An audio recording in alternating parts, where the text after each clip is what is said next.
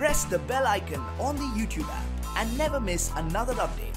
সকলকে ওয়েলকাম করছি NH TV Bangla presents বায়োগ্রাফিতে।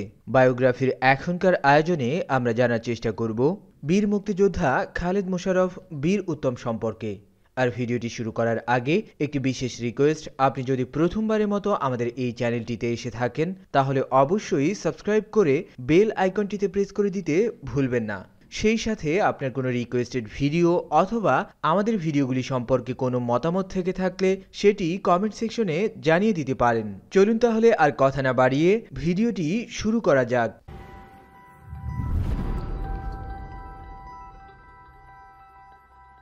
Khaled Mosharraf, যিনি ছিলেন বাংলাদেশি মুক্তিযোদ্ধা ও সামরিক বাহিনীর কর্মকর্তা।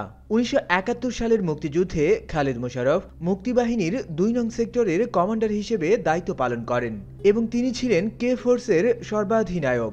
মহান মুক্তিযুদ্ধে তার বীরত্বপূর্ণ কৃতিত্বের জন্য তাকে বীর উত্তম পদকে ভূষিত করা হয়েছিল। 1975 সালের 15ই আগস্ট বঙ্গবন্ধু শেখ মুজিবুর রহমান কিছু সেনা অফিসারের হাতে সপরিবারে নিহত হন।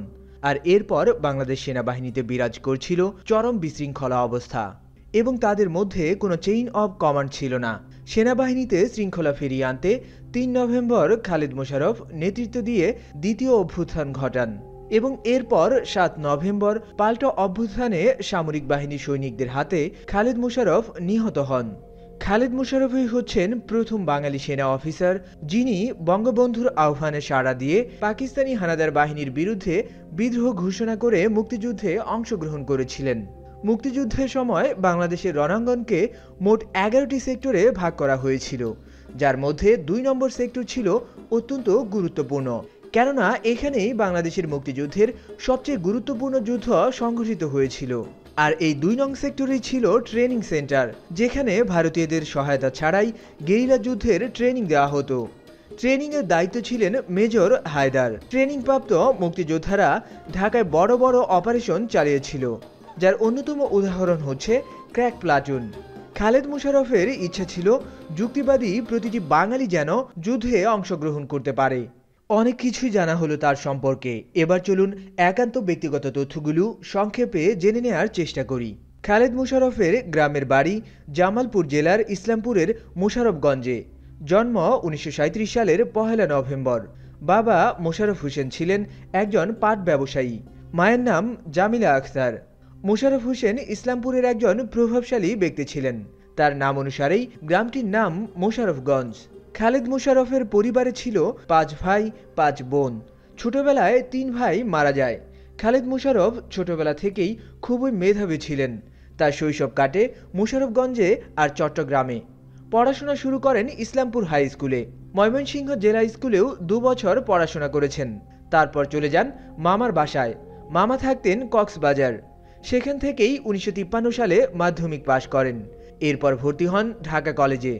ছাত্র অবস্থাতেই তিনি রাজনীতির সঙ্গে জড়িত ছিলেন। ঢাকা কলেজের ছাত্র সংসদ নির্বাচনে তিনি ছাত্রলীগের পক্ষ থেকে নির্বাচন করে সমাজ কল্যাণ এবং সাংস্কৃতিক সম্পাদক হিসেবে নির্বাচিত হয়েছিলেন। এছাড়াও 1954 সালে রাজনৈতিক আন্দোলনেও জড়িত ছিলেন তিনি। 1955 সালে খালেদ মোশাররফ সেনাবাহিনীতে ভর্তি হন এবং 1957-তে তিনি কমিশন প্রাপ্ত হন। ব্যক্তিগত জীবনে খালেদ মোশাররফ ছিলেন বিবাহিত। 1965 সালে খালেদ মোশাররফ বিয়ে করেন সালমা খালেদকে। সে সময় সালমা খালেদ ছিলেন ইডেন কলেজের ছাত্রী, আর খালেদ মোশাররফের পোস্টিং ছিল পাকিস্তানের মিলিটারি একাডেমিতে। এই দম্পতি মাহেজাবিন খালেদ, আমেরিন খালেদ আর আইরিন খালেদ অর্থাৎ 3 সন্তানের জনক ছিলেন। দাম্পত্য জীবনের স্মৃতিচারণ করতে গিয়ে সালমা খালেদ বলেন, খালেদ ছিলেন আমার স্বামী, বন্ধু এবং অভিভাবক। এ থেকে বোঝা যায় তাদের দাম্পত্য জীবনে বেশ মধুর সম্পর্ক বিরাজমান ছিল।